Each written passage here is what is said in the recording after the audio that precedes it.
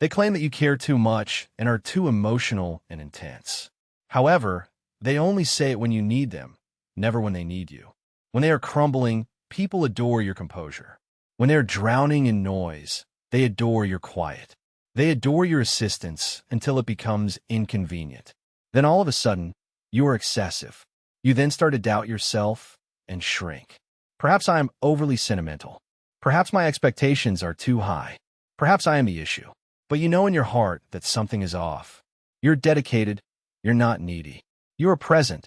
You are not needy. You long for connection, not attention. So why is it that your love usually ends in tiredness? Because depth feels risky in a surface-obsessed culture. People reject the shade that makes your light real, but they crave it. And the most agonizing question begins to trouble you. Am I simply difficult to love? What if you're not broken, though? But what if your energy isn't the issue, as Carl Jung found? It's the mirror. You mirror the emptiness, guilt, and fear that others attempt to avoid. And they take from you until you are left with nothing, rather than confronting it. The hidden reality of emotional parasites, the reasons why people are drawn to your energy, and how Jung's work can help you preserve your light without lowering it are all covered in this video. Psychos sees through the masks. So if you've ever felt invisible in a room you lit up, hit subscribe. Additionally, this video may help you understand why you feel so misinterpreted. Carl Jung examined the intangible, the sensations you cannot describe, in addition to the mental. The way someone enters a room and changes the mood. The fact that energy, not reason, frequently directs our interactions, and that silence speaks louder than words. It was dubbed psychic energy by Jung, the psychological power that drives all we do, your focus, your feelings, your intuition, rather than the mystical sort. It is the invisible force behind your decisions, connections, and thoughts. You are spending it with every word you say, every emotion you express, and every moment you listen without interjecting. The risk is that most people aren't even aware of what they are revealing. Others, however, do. Your energy, not your soul, is what they see. They sense your serenity and absorb it. They take advantage of your generosity after noticing it. According to Jung, this energy is sacred, limited, and valuable. It is not boundless. And you start to erode when you pour it into those who simply take. Not all at once, but gradually, subtly, until you lose the sense of fullness. That's the start of it. They commend you for having such empathy. When life gets tough, they rely on you, and they disappear once they regain their strength. Just absence, no apology, no explanation, as though your worth vanished the instant they stopped requiring you. However, this isn't love. It isn't a friendship. There is no relationship. It's consumption. This movie explores Carl Jung's theory of psychic energy in great detail. Why are certain individuals, how emotional, addicted to your presence? Most key, learn how to recover your energy before it breaks you. Vampires pose as friends or lovers, because the way you heal others may not be how they love you. Additionally, you will spend your entire life repairing other people while silently disintegrating yourself if you don't learn how to safeguard your energy. Some folks don't inquire about your well-being until they are in need of something. Only when their entire world is collapsing do they call. They wail, empty, drain, and vent. Then they disappear. Thank you, but no. No. What about you? Simply keep quiet till the next emergency. Although he was the first to understand them, Carl Jung did not refer to them as energy vampires. He referred to it as psychological projection, which is the process of unknowingly expecting someone else to bear the burden of your inner turmoil. You see, according to Jungian psychology, everyone has a shadow, a dark side that is full of unfulfilled desires, anxieties, and rejected emotions. And a lot of people outsource their shadow rather than face it. They project it onto other people. And on whom do they cling? Those who listen intently, are sensitive, sympathetic, and experience everything. They don't treat you like a person, but they flock to you because you're a safe haven. You are treated like a sponge by them. Over time, the indications become more subtle but genuine. You're worn out from speaking with them. You hold yourself accountable for their suffering. You feel bad about establishing limits. This is emotional leeching, not friendship. However, that is not how it begins. They admire you at first. They refer to you as wise. They say you have excellent listening skills. They make you feel needed and important, and they open up quickly, spilling trauma in the first few discussions. However, the dynamic gradually changes. They cease to be interested in you. They brush off your feelings. Their desire for space makes you feel self-centered. Worst of all, when you distance yourself, they guilt-trip you. This is classic shadow projection, according to Jung. They are in love with the way you make them feel, whole, visible, and regulated, not with you. However, since they're not recovering, it is not sustainable. They are contracting out. They take your inner light since they can't build their own. And they say you've changed when you eventually cease contributing. You are accused of being frigid. They locate another person to drain. The cycle then starts over. What's going on here is unconscious and not usually malevolent. However, it still poses a risk since it causes people to doubt their own value, become emotionally bankrupt, and become confused. According to Jung, two persons who have faced their own shadows and completed the inner work are necessary for a genuine connection. Energy vampires, however, steer clear of that path. To avoid having to look inward, they choose to surround themselves with others who reflect their light back to them. Ultimately, you are not overly passionate. You're simply connecting on a level that they haven't yet attained, and they drain down instead of rising. However, after you recognize this pattern, you can no longer mistake love for emotional effort. If someone won't heal themselves, you can give up trying to help them. At last, you may refuse without feeling guilty. Your light is not free. Therefore, you may now safeguard it without feeling guilty. Furthermore, burning oneself to keep someone else warm is not your job. You continue to draw in the same types of folks. Those who receive more than they provide. Only when they need anything do the people who drain you, ghost you, and then come back as if nothing had happened. Perhaps you've also wondered, why do I keep getting into these one-sided relationships? You have emotional intelligence and empathy. You talk less than you listen. Even when it hurts, you make an effort to be understanding and compassionate. You still draw users, takers, and emotional parasites, though. It is not fate. Rather, it is a pattern that has been operating subtly for years. Carl Jung famously remarked, "Until you make the unconscious conscious, it will direct your life, and you will call it fate." Let's return. When you were younger, your worth was frequently determined by your actions rather than your character. Perhaps you were overly sensitive to other people's emotions since your father was emotionally unavailable. To avoid conflict, you developed your ability to read the room, control turmoil, and minimize yourself. You took on the roles of emotional sponge, peacemaker, and fixer. You showed love with the hopes of receiving it in return. You listened in the hopes that someone would eventually inquire about your feelings. You expended energy in the hopes that someone would eventually return it, but they never did. Additionally, your nervous system started to mistake overgiving for safety over time. Love was something you had to earn. You have to become invisible in order to feel seen. Unconscious patterns develop in this way. Even as an adult, those early impressions continue to function in the background, despite your increased wisdom and self-awareness. People who are in need of you appeal to you. Even though it's tiring, being needed seems familiar, so you disregard others who see you. The catch is that if you continue to give from a place of lack, you will draw those who thrive on that void. You haven't been taught that love doesn't necessitate sacrifice, not because you're weak. According to Jung, we ultimately become the product of the things we suppress and reject about ourselves. You will unintentionally draw people who take advantage of your silence if you were trained to suppress your own demands, voice, and wrath.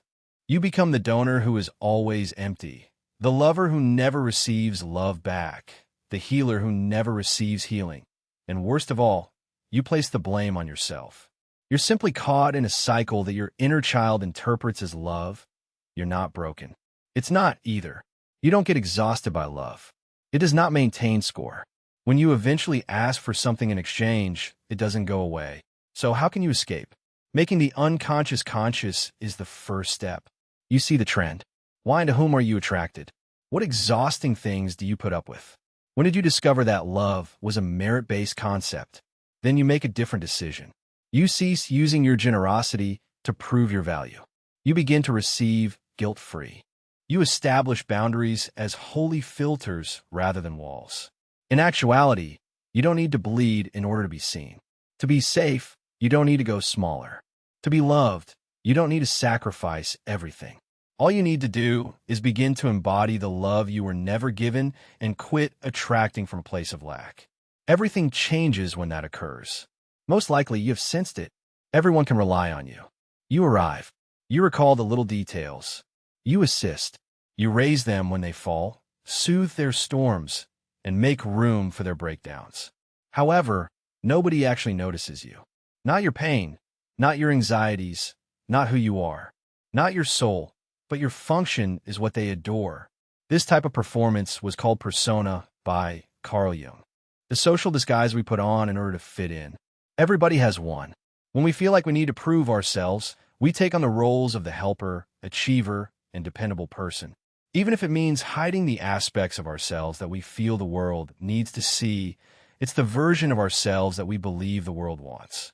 The issue is that your true nature becomes increasingly invisible, even to yourself, the longer you wear the mask. You are commended for your generosity, but go unnoticed when you require assistance. Though no one inquires about the tempest within, you are adored for your serene demeanor. Although your strength is valued, no one pays attention to your silent fatigue. This erodes you over time. You begin to feel like a tool, valuable but unappreciated, helpful but unloved. When people need you, they remember you, but when you need them, you should stay silent. You look fine on the outside, but inside you're lonely in a way that no one can understand. You nod and grin, saying, "I'm fine," but in your heart, you're yelling to be noticed. For who you are, not for what you do. The catch is that most individuals aren't even aware that they're doing it. They don't think to inquire if you're having difficulties because they're so accustomed to you being the strong one. They forget you need to be held because they are so relieved to see you. It's not that they don't give a damn. Rather, your persona, as Jung characterized it, has performed its function too effectively. You have persuaded everyone that you are all right. You've covered up the bleeding areas.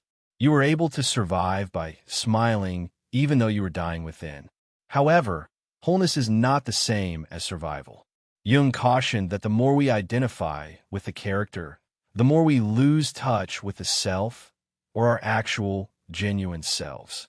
And that detachment makes you feel bitter, empty, and invisible. Because being appreciated for a facade you have to create in order to feel safe is tiresome. You begin to doubt everything as a result. Is it how I serve them that makes them truly adore me? Who'd stay if I stopped giving?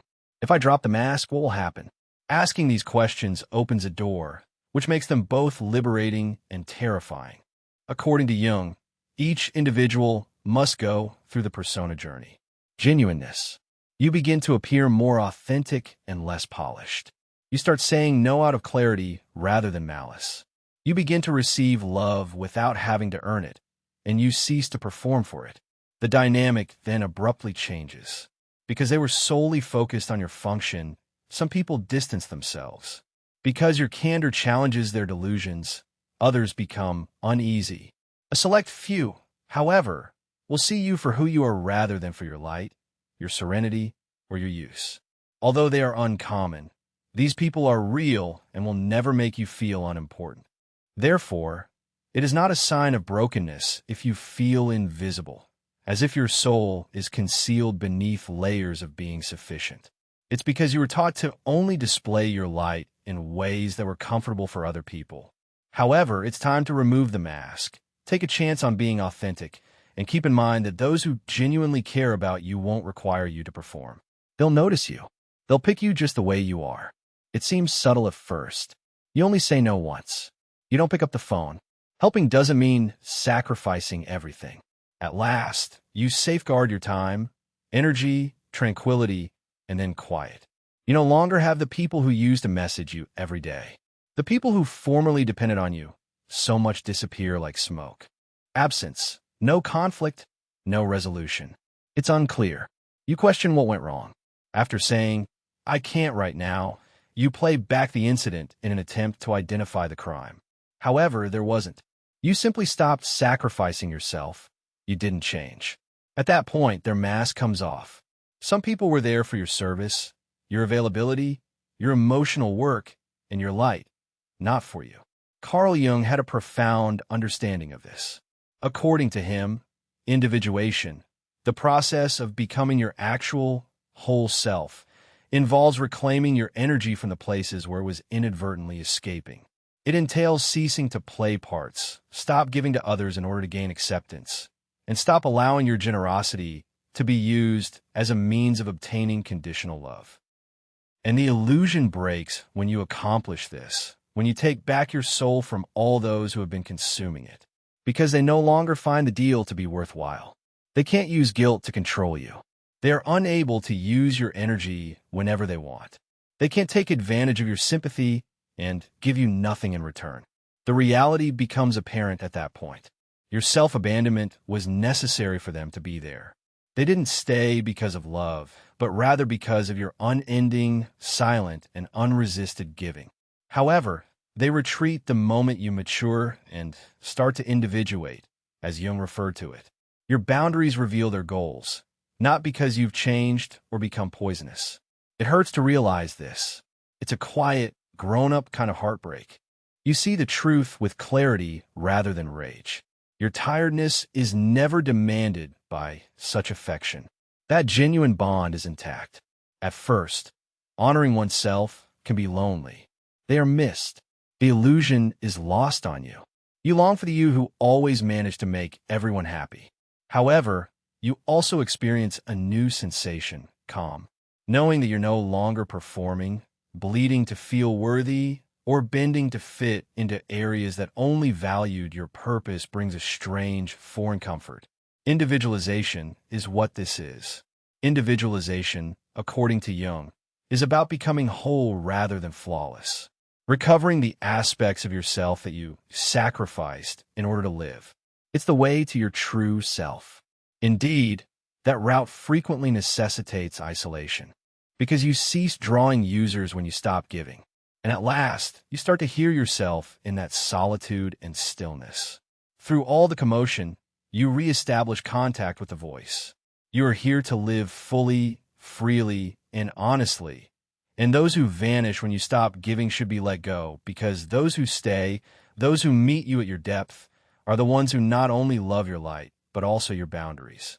That voice says, you're not here to be used, to be depleted, or to serve as emotional scaffolding for people who are unwilling to build themselves. It starts with a simple yes. You say yes when you're tired. Yes when you're overwhelmed. Yes when every fiber in your body is screaming for rest. Because saying no feels like a betrayal, not of them, but of the version of yourself you think you have to be.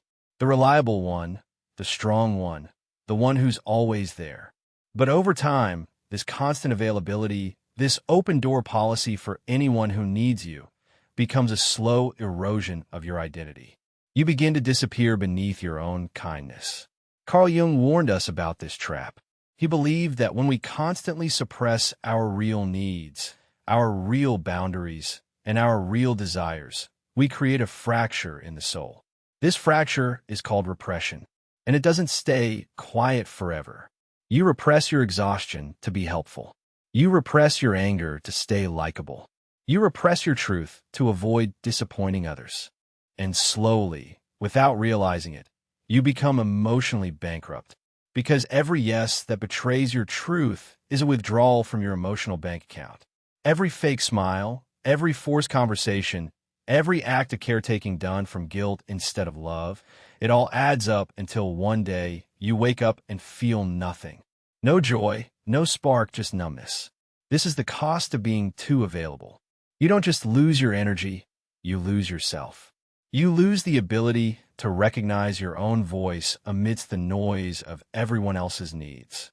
You forget what you want because you've spent your entire life prioritizing what others expect from you. You feel invisible, not because others don't see you, but because you no longer see yourself. Jung saw this as one of the most dangerous forms of self-abandonment, becoming everything for everyone and nothing for yourself. He believed that when we repress who we are in order to belong, we create a false self, a mask we wear to survive. This mask says, "I'm fine. It doesn't bother me. I'm just happy to help," but behind it there's grief. There's rage. There's a quiet longing to be loved without conditions. Because the truth is, constantly being there for others doesn't make you lovable. It makes you useful. And there's a difference. People grow to expect your sacrifice. They stop thanking you. They start depending on you like a utility, not a human being. And the more you give without boundaries, the more they forget you have boundaries. So you stretch, you break, you pour from an empty cup until you're running on fumes. Emotionally, mentally, spiritually, and no one notices because you train them not to. But here's the truth Jung would want you to hear. You are not here to be available for everyone. You're not here to be the fixer, the healer, the emotional sponge for other people's chaos. You're here to live fully. And that means honoring your limits. It means disappointing people. It means being misunderstood. It means saying no, even when your voice shakes. Because every no that honors your soul is a yes to your healing. Repression may feel like safety, but it's actually self-erasure. And the only way to reclaim yourself is to stop equating your worth with your availability. You are not valuable because you're always accessible. You are valuable because you exist. And when you finally pull back, when you let yourself be unavailable, you'll discover something miraculous. The real you is not selfish. The real you is not cold. The real you is free. There comes a moment after the exhaustion, the heartbreak, the hollowing out, when something inside you snaps, not in a violent way, but in a quiet, revolutionary way. A moment where you say, "No more." Don't be the emotional dumping ground for other people's issues. No more lowering your brightness to accommodate others. No more mistaking kindness for self-erasure. Carl Jung believed that this moment, this silent rebellion, is the beginning of true individuation, the beginning of becoming whole. But wholeness isn't about becoming nice again. It's about becoming real. And that starts with rebuilding your psychic boundaries, the invisible walls that protect your energy, your peace, yourself. Jung offered us 3 powerful tools for this transformation. For most of your life, you've repressed your anger, your assertiveness, your ability to say no without guilt. Why? Because somewhere along the way, you were taught those parts of you were bad. You had to be agreeable, selfless, always available, or risk being rejected. But Jung believed that everything we repress doesn't disappear. It becomes part of the shadow, the unconscious parts of us that hold our strength, our voice, our raw truth. Shadow work is the process of turning inward and reclaiming what you've disowned. It's admitting, I am allowed to take up space. My needs are important. Anger. It's information, not evil. You cease being an emotional sponge when you integrate your shadow. You turn into a mirror, and since a mirror reflects truth rather than conformity, people can no longer influence it. Recalling who you were before the world taught you to act is what healing is all about, not changing into someone else. According to Jung, integration is the process of bringing your conscious and unconscious selves together, bringing your soul and decisions into harmony. You give up acting. You quit changing your shape to gain acceptance. Your core, not your wounds, is where you dwell. You become one instead of merely establishing boundaries. I don't surrender myself anymore. You begin to express and people sense it. Let them go. There will be others. Because your healing cannot be sustained by those who profit from your dysfunction. Most people are afraid of being alone, but solitude is self-communion, not loneliness. You hear your own voice once again when you're alone. You relearn what you want. You come to the realization that your value was never determined by how needed you were, but rather by how complete you feel when no one is looking. Jung referred to solitude as a soul school. It's where your spirit sharpens its edges, not for combat, but for truth, where clarity emerges and your energy returns. You only need to safeguard it. You don't need to demonstrate your value by being overly forgiving. When you take ownership of the lesson, pain turns into power. All of the relationships that were exhausting, the emotional betrayal, and the ghosting weren't your fault, but they were part of your curriculum. You discovered something important about your own ability and carelessness every time someone took from you without returning the favor. You make a different decision now. You level up instead of lash out. You embody rather than explain. You generate gravity, not chase it, because you are now the doorway to a higher quality rather than the doormat. And entry is restricted to those who are prepared to confront you honestly. The irony that no one discusses is that love finds you the instant you stop pleading for it. Not the sort that depletes, perplexes, or empties you, but the kind that accepts you for who you are, not for what you offer. According to Carl Jung, a person's desire for outside approval decreases as they get more complete. Wholeness is a state of integration rather than perfection. You've already taken back the aspects of yourself that you gave up, so you don't need someone else to finish you. And your energy shifts as a result. You exuded availability before. Your compassion was like an open door. Anyone was welcome to enter, take what they needed, and then leave crumbs in their wake. However, your energy now communicates. I am aware of my worth. I am aware of when to stop and when to contribute. Because I'm no longer terrified of myself, I don't fear being alone. This change also has the remarkable effect of repelling users. It unnerves them because they perceive the limit, the clarity, and the self-possession. What they cannot control, they cannot influence. On the other hand, it also garners respect. Individuals who once. Now, even before you speak, you sense your presence. You are anchored, not because you're louder. Authenticity, not effort, is what makes you magnetic. False attachments must end before real love, true, mutual, soul-nourishing love, arrives. Someone doesn't recoil when they see you because you've stopped performing, stopping overgiving, stopping shrinking, and finally standing in your fully integrated self. They're healing themselves, not because they need your help. Love is discovered in guarding your energy and observing who still approaches it, not in throwing it away. Never were you too deep, too emotional, or too intense. You were never too much. Simply said, they were too broken to love you without depleting you, too empty to embrace you, and too preoccupied to notice you. Your vitality was a gift, a warmth that others clung to because they hadn't developed their own. It wasn't a weakness. However, that does not imply that you are deserving of being exploited or viewed as a partial person. True power, according to Carl Jung, originates from inside and is determined by how completely you recover yourself rather than how much you give to others. This is your cue to quit revealing your soul piece by piece if you have ever felt unnoticed, abandoned, or misinterpreted.